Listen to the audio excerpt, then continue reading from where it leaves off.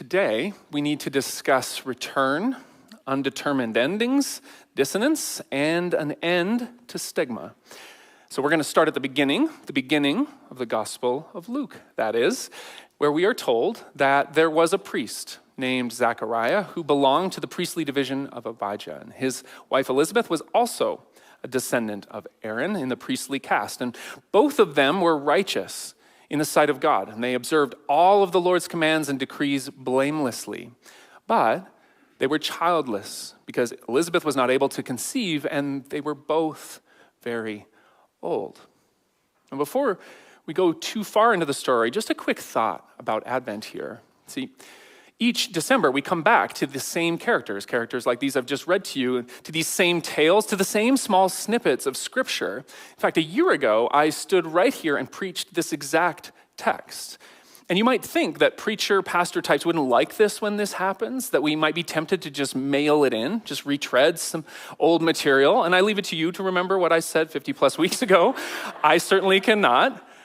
But here's what I want to say before we get going. This repetitiveness is actually one of the things that I love about this season. There's something grounding in returning to it here. Because I find that I've changed. I find that I come back to the story as a different person with new scars and perspective that are just part of the deal.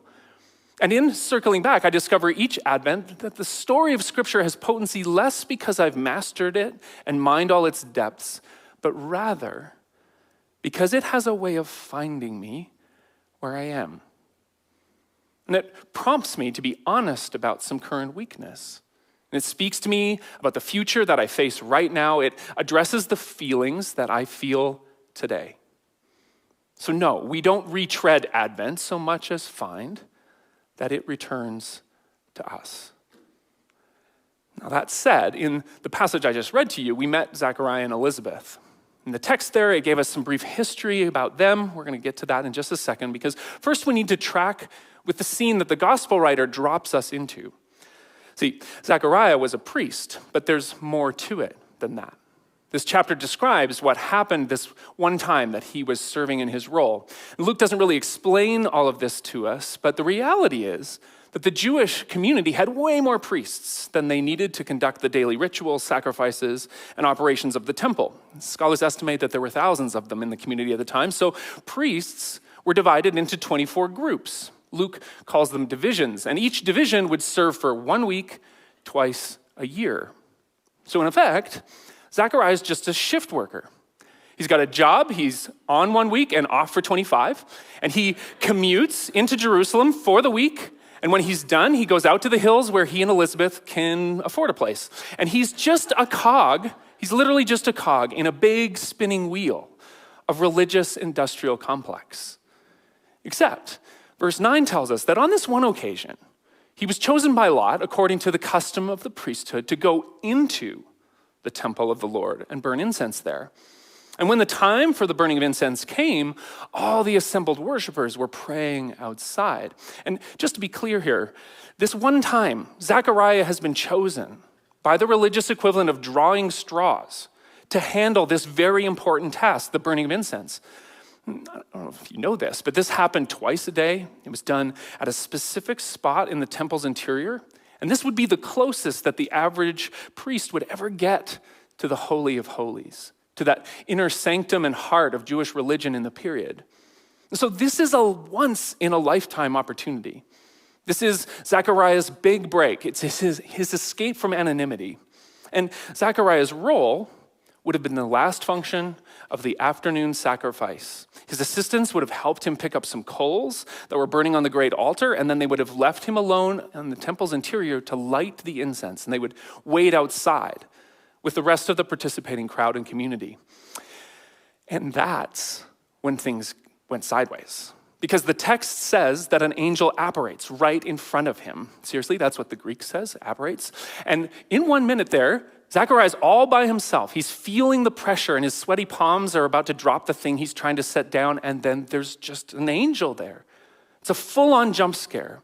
And we read, when Zechariah saw this angel, he was startled. He's gripped with fear. And then the angel says to him, "Don't be afraid, Zechariah. your prayer has been heard. Your wife Elizabeth will bear you a son. You're supposed to call him John. And John's going to be a joy and a delight to you. And many are going to rejoice because of his birth. And on the one hand, you can imagine the fear that Zechariah feels here stemming from his awareness of the waiting crowd outside. He's aware of the storied role that he's been asked to play, how this angel is delaying him, how this angel is not part of the script. Maybe I've done something wrong here, he might be thinking. But that's not the messenger's objective at all.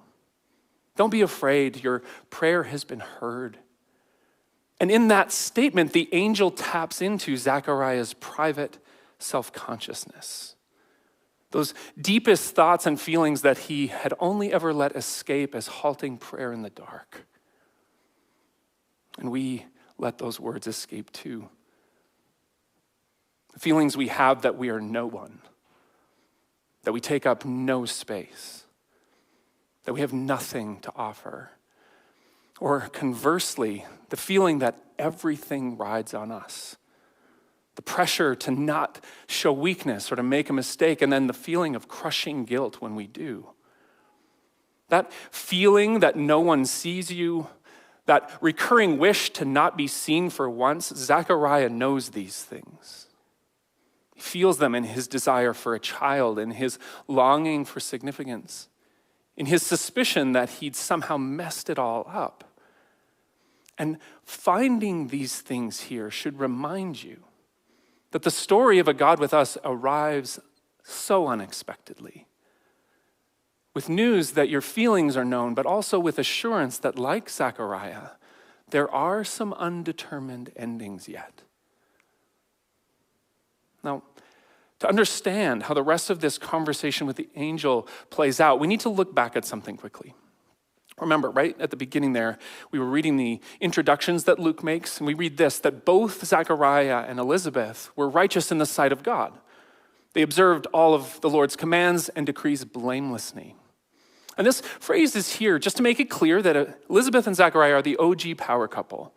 The Greek terminology is referring to their righteous blamelessness, and it's indicating that they have committed themselves to the just and equitable rhythms of the Jewish law.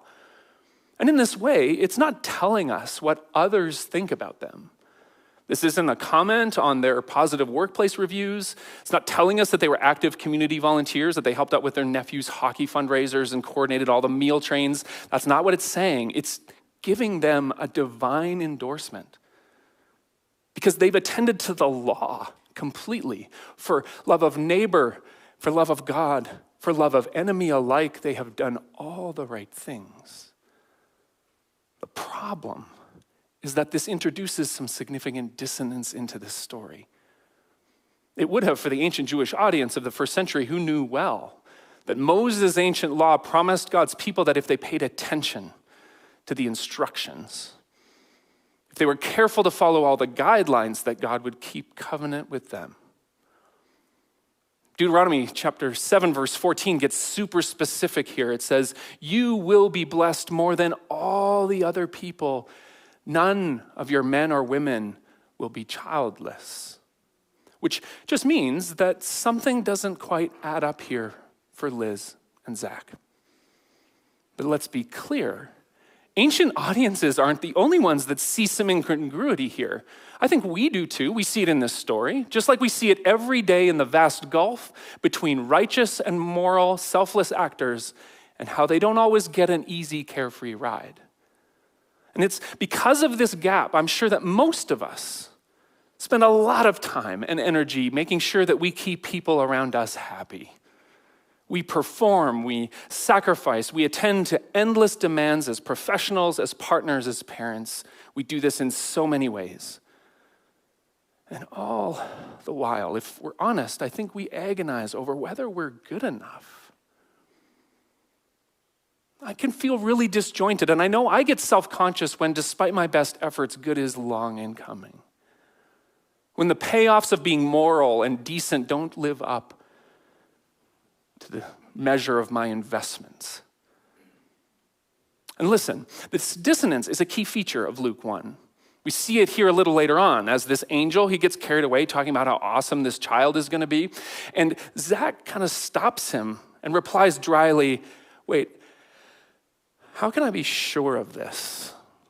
I am an old man, and my wife is well along in years. See how he kind of just compliments her a little bit there? Very smart guy. And so I appreciate this. How Zechariah seems to be saying, okay. Let's take an evidence-based approach. Based on my experience, I don't really see how this is going to work. And I don't think he's angry or vengeful here. I think Zechariah is introspective because he must have been in his head for a long time. He's reconciled himself to how people think he or Elizabeth must have done something to deserve their heartache. He's tried to be okay with who he is. He's found some middle ground between being moral and feeling blessed. And I can relate to this because I know what it's like to want to trust, but also want to protect myself. And I know what it's like to try to hope again, but also want to avoid being let down. And I know what it's like to see how change could happen in my life, but also wanting things to stay the same. And this is why I understand why Zechariah says what he does.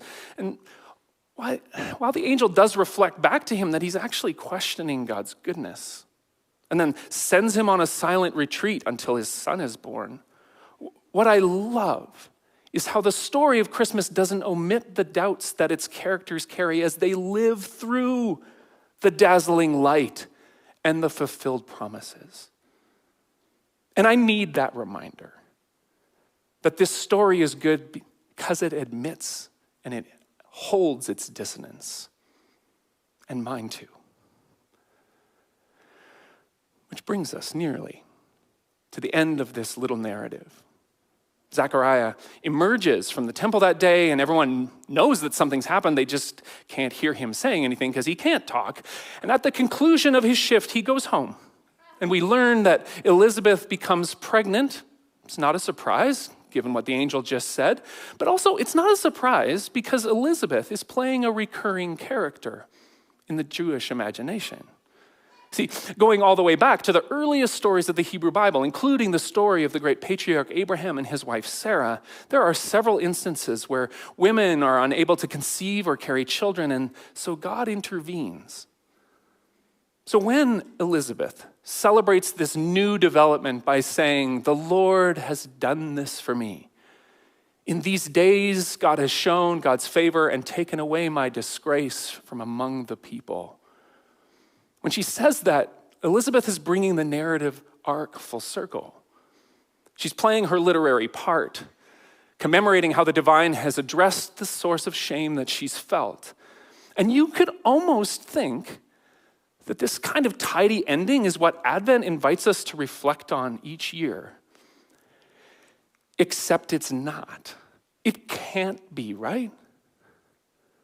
Because we don't live in a world where everything works out, where all the dry places in us flourish, where we can change the things that make others scorn us and shame us.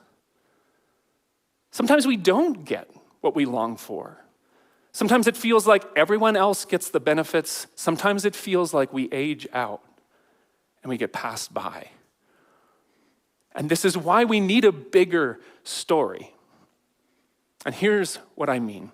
There's a way to read Elizabeth's tale that doesn't go far enough. See, like some of us, her story is defined by stigma. It's defined by the assumptions of others that she must have hidden faults. It's defined by how others measure her life by certain arbitrary outputs that she has no control over. And it's defined by how maybe she had come to believe that some of her choices just have consequences. Now I just have to live with them. And I think we can see in Elizabeth familiar forms of self-consciousness, where others' opinions and religious expectations and our own thoughts become a prison in which we live like it's home. See, there's this curious line in the narrative where Luke tells us that after Elizabeth becomes pregnant, For 5 months, she remains in seclusion. And the narrator never explains this.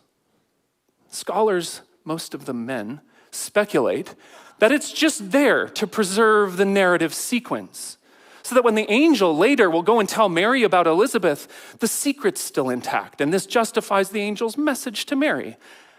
I have my suspicions about this, because you don't just get out from underneath the burden of stigmas like those Elizabeth has carried for decades.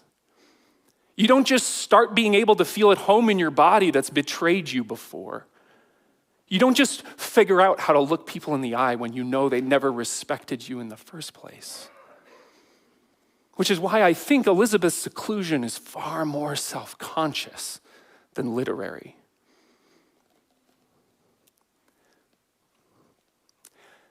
Maybe she's just afraid that it's not going to play out like the angel said, even while her body changes. And she doesn't know if she can go out and face those people if it doesn't play out. Maybe she really struggled to believe that she deserved this change of fortune and grappled with how to pick up the pieces of shattered hope one more time. We can't be sure, but this is why I don't think the capstone of the story is in verse 25 when Elizabeth offers her pious gratitude for how God has removed her shame. No, I think you have to keep reading, where later we learn that Mary, the Virgin Mary that is, comes to visit Elizabeth because they're relatives. And how, when Elizabeth heard Mary's greeting, the baby inside her leaped. And Elizabeth was filled with the Holy Spirit. She's inspired, and in a loud voice she exclaims, "Blessed are you, Mary, among women. Blessed is the child that you are going to bear." And as the sound of your voice greeted my ears, the baby in my womb leaped for joy. Blessed is she who has believed that God would fulfill God's promises to her.